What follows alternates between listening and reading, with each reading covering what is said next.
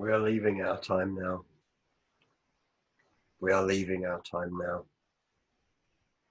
We're going to a time at the edge of a great forest where there lived a poor woodcutter with his wife and his two children, a boy called Hansel and a girl called Gretel. The family had little to eat at the best of times, and what's more, there was a famine in the land, and often the father couldn't even provide their daily bread. One night, as he lay in bed worrying about their poverty, he sighed and said to his wife, "What is going to become of us? How can we keep the children fed when we haven't enough food for ourselves?" "I'll tell you what," she said. "This is what we'll do. Early tomorrow morning, we'll take them into the thickest part of the forest, make them comfortable, light a fire to keep them warm, give them a little bit of bread, and then leave them there by themselves. They won't find their way home, and we'll be rid of them." "No, no, no," said the husband. "I won't do that. Abandon my own children in the forest? Never. Wild animals would tear them to pieces." "You're a fool," said his wife. "If we don't get rid of them, all four of us will starve. You may as well start planing the wood for our coffins." She gave him no peace until he gave in. "But I don't like it," he said. "I can't help feeling sorry for them." In the next room, the children were awake. They couldn't sleep because they were so hungry, and they heard every word their stepmother said. Gretel wept bitterly and whispered, "Oh, Hansel, it's the end for us." "Hush," said Hansel, "stop worrying. I know what we can do." And as soon as the grown-ups had fallen asleep, Hansel got out of bed, put on his old jacket, opened the lower half of the door, and crept outside. The moon was shining brightly, and the white pebbles in front of the house glittered like silver coins. Hansel crouched down and filled his pockets with as many as he could cram in. Then he went back inside and got into bed. He whispered, "Don't worry, Gretel.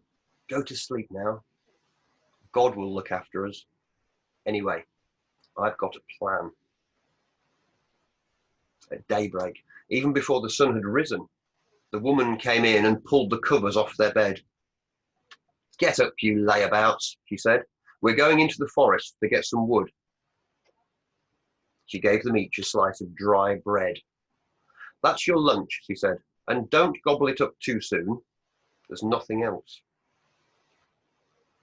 Gretel put the bread in her apron because Hansel's pockets were full of pebbles. They all set off together into the forest. From time to time, Hansel would stop and look back at the house until finally his father said, "What are you doing, boy? Keep up. Use your legs." "I'm looking at my white kitten," Hansel said. "He's sitting on the roof. He wants to say goodbye to me." "Stupid boy," said the woman. "That's not your kitten. It's the sun shining on the chimney." In fact, Hansel had been dropping the pebbles one by one onto the path behind them. He was looking back because he wanted to make sure they could be seen.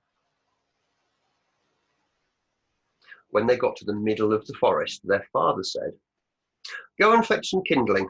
I'll make a fire so you won't freeze." The children gathered some small twigs, a whole pile of them, and their father set them alight. When the fire was burning well, the woman said, "Make yourself comfortable, my dears. Lie down by the fire and snuggle up warm. We'll go off and cut some wood now, and when we're finished, we'll come and get you." Hansel and Gretel sat down by the fire. When they felt it must be midday, they ate their bread. They could hear the sound of an axe not far away, so they thought their father was nearby. But it wasn't an axe. It was a branch that he'd tied to a dead tree. The wind swung it back and forth, so it knocked on the wood. The children sat there for a long time, and gradually their eyelids began to feel heavy. As the afternoon went past and the light faded, they leaned closer together and fell sound asleep. They awoke to find themselves in darkness. Gretel began to cry. "How can we ever find our way out?" she asked. "Wait till the moon comes up," said Hansel. "Then you'll see how my plan will work." When the moon did come up, it was full and brilliant, and the white stones Hansel had dropped shone like newly minted coins. Hand in hand, the two children followed the trail all through the night, and just as dawn was breaking, they arrived at their father's house. The door was locked, so they knocked loudly. When the woman opened it, her eyes opened too in shock. "You wretched children, you made us so worried." And she hugged them so tightly they couldn't breathe. "Why did you sleep so long? We thought you didn't want to come back." And she pinched their cheeks as if she was really glad to see them. When their father came down a moment later, the relief and joy in his face was real, because he hadn't wanted to leave them at all. So that time, they were safe. But not long afterwards, food was short again, and many people went hungry. One night, the children heard the woman say to their father, "It's no good. We've only got half a loaf left, and then we'll all starve. We must get rid of the children and do it properly this time. They must have had some trick before, but if we take them deep enough into the woods, they'll never find their way out." Oh, I don't like it," said the father. "There's not just wild animals in the forest, you know. There are goblins and witches and Lord knows what. Wouldn't it be better to share the loaf with the children?" "Don't be stupid," said the woman. "Where's the sense in that? You're soft, that's the trouble with you. Soft and stupid." She tore him to shreds with her criticism, and he had no defense. If you've given in once, you have to give in ever after. The children were awake, and they heard the conversation. When the adults were asleep, Hansel got up and tried to go outside again, but the door had been locked and the key hidden. Nevertheless, he comforted his sister when he got back into bed and said, "Don't worry, Gretel. Go to sleep now. God will protect us." Early next morning, the woman came and woke the children as she'd done before, and gave them each a piece of bread, though it was even smaller this time. As they went into the forest, Hansel crumbled his bread up and dropped the crumbs on the path, stopping every so often to make sure he could see them. "Hansel, keep going," said his father. "Stop looking back all the time." "I was looking at my pigeon sitting on the roof," said Hansel. "He wants to say goodbye to me." "That's not your pigeon, you fool," said the woman. "It's the sun shining on the chimney. Stop dawdling." Hansel didn't look back again, but he kept crumbling up the bread in his pocket and dropping it onto the path. The woman made them all walk fast, and they went deeper into the forest than they'd ever gone in all their lives. Finally, she said, "This'll do." And once again, they made a fire for the children to sit by. "Now, don't you move," the woman told them. "Sit here and don't budge till we come and get you. We've got enough to worry about without you two wandering off. We'll be back in the evening." The children sat there until they felt it must be midday. Then they shared Gretel's little piece of bread, because Hansel had used all of his own. Then they fell asleep. And the whole day went by, but no one came for them. It was dark when they woke up. "Hush, don't cry," Hansel said to Gretel. "When the moon comes up, we'll see the crumbs and find our way home." The moon came up, and they began to look for the crumbs, but they couldn't find any. The thousands of birds that fly about in the woods and the fields picked them all. "We'll find our way," said Hansel. But no matter which way they went, they couldn't find their way home. They walked all through the night, and then all through the following day, and still they were lost. They were hungry too, terribly hungry, because all they'd eaten was a few berries that they'd found. They were so tired by this time that they lay down under a tree and fell asleep at once. And when they awoke on the third morning and struggled to get to their feet, they were still lost. And with every step, they seemed to be going deeper and deeper into the forest. If they didn't find help soon, they'd die. At midday, they saw a little snow-white bird sitting on a branch nearby. It sang so beautifully that they stopped to listen to it. And when it stretched its wings and flew a little way ahead, they followed it. It perched and sang again,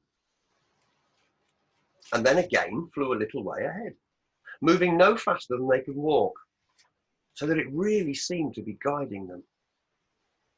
And all of a sudden, they found themselves in front of a little house. The bird perched on the roof, and there was something strange about the look of that roof. In fact, "It's made of cake," said Hansel. "And as for the walls, they're made of bread," said Gretel. "And as for the windows, they were made of sugar."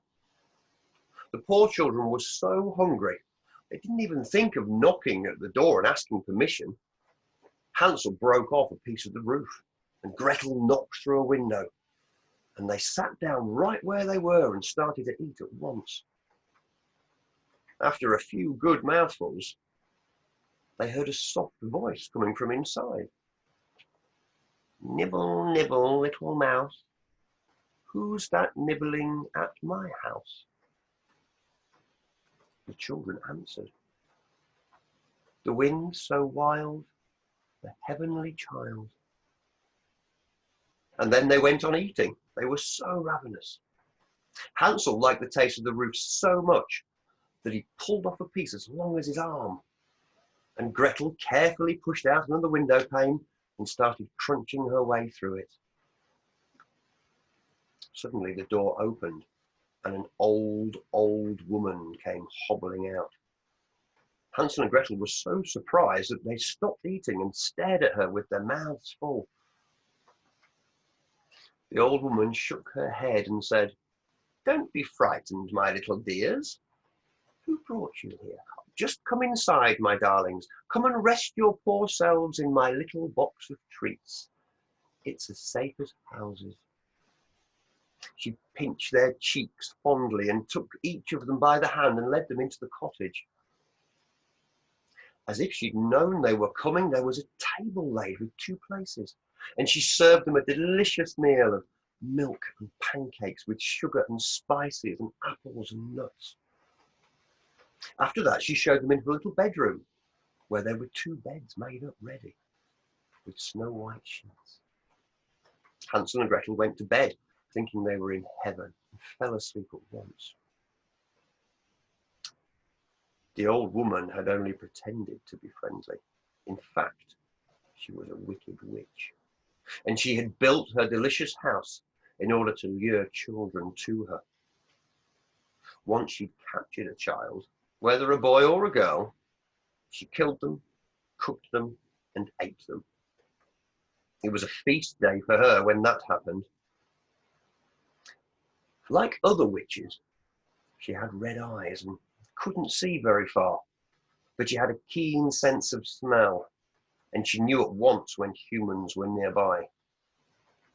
Once Hansel and Gretel were tucked up in bed, she laughed and rubbed her knobbly hands together. "I've got them now," she cackled. "They won't get away from me." Early next morning, she got up and went to their room. She looked at the 2 of them lying there asleep. She barely keep her hands off their full red cheeks. Nice mouthfuls, she thought. Then she seized Hansel, and before he could utter her cry, she dragged him out of the cottage and into a little shed where she shut him in a cage. He cried all right, but no one could hear him. Then the witch shook Gretel awake, saying, "Get up, you lump. Go and fetch some water from the well and cook something for your brother. He's in the shed, and I want him fattened up. When he's fat enough, I'm going to eat him." Gretel began to cry, but it was no good. She had to do everything the witch ordered. Hansel was given delicious food every day, while Gretel had to live on crayfish shells. Every morning, the witch limped down to the shed, leaning on her stick, and said to Hansel, "Boy, stick your finger out. I want to see if you're fat yet." But Hansel was too clever for that. He stuck a little bone through the bars, and the witch, peering through her red eyes, thought it was his finger. She couldn't understand why he wasn't fat. 4 weeks went by like this, and she thought Hansel was still thin. But then she thought of his nice red cheeks, and she shouted to Gretel, "Hey, girl, go and fetch lots of water. Fill the cauldron and set it to boil. Fat or skinny, thin or plump, I'm going to slaughter that brother of yours tomorrow and boil him up for a stew." Poor Gretel. She wept and wept. She had to fetch the water as the witch ordered. "Please, God, help us," she sobbed. "If only the wolves had eaten us in the forest, at least we'd have died together." "Stop your snivelling," said the witch. "It won't do you any good." In the morning, Gretel had to light a fire under the oven. "We'll do the baking first," said the witch. "I've kneaded the dough already.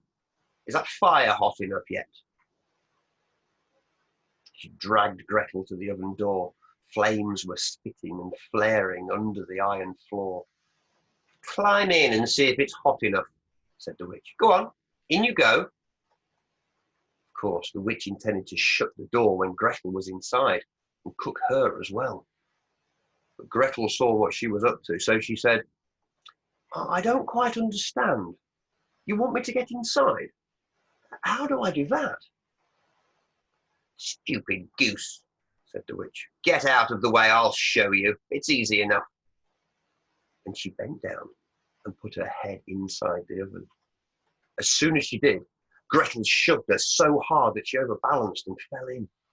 Gretel closed the door at once and secured it with an iron bar. Horrible shrieks and screams and howls came from the oven, but Gretel closed her ears and ran outside, and the witch burned to death. Gretel ran straight to the shed and cried, "Hansel, we're safe! The old witch is dead!" Hansel leapt out, as joyful as a bird that finds its cage open. They were so happy. They threw their arms around each other's necks and hugged. They jumped for joy. They kissed each other's cheeks. There was nothing to fear anymore. So they ran into the cottage and looked around. In every corner, there were trunks and chests full of precious stones. "These are better than pebbles," said Hansel, dropping some in his pocket. "I'll take some too," said Gretel, and filled her apron with them. "And now let's go," said Hansel. "Let's leave these witchy woods behind." After walking for a few hours, they came to a lake. "It's going to be difficult to get across," said Hansel. "I can't see a bridge anywhere." "There aren't any boats either. But look," said Gretel, "there's a white duck. I'll see if she can help us get across." Gretel called out, "Little duckling, little duck, be kind enough to bring us luck. The water's deep and cold and wide, and we must reach the other side." The little duck swam up to them and Hansel climbed on her back. "Come on, Gretel," he said. "Climb on with me." "No," said Gretel, "that would be too much of a cargo. We should go one at a time." So the good little bird took them one after the other. When they were safely ashore again, they walked on further. And soon the forest began to grow more familiar. At last, they saw their own home in the distance, and they ran up and rushed inside and threw themselves into their father's arms. The man hadn't had one happy moment since he'd left his children in the forest. And not long after he had, his wife had died, and he was all alone and poorer than ever.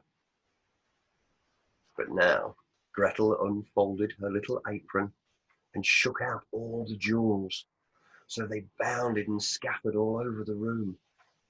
And Hansel threw handful after handful after them. So all their troubles were over, and they lived happily ever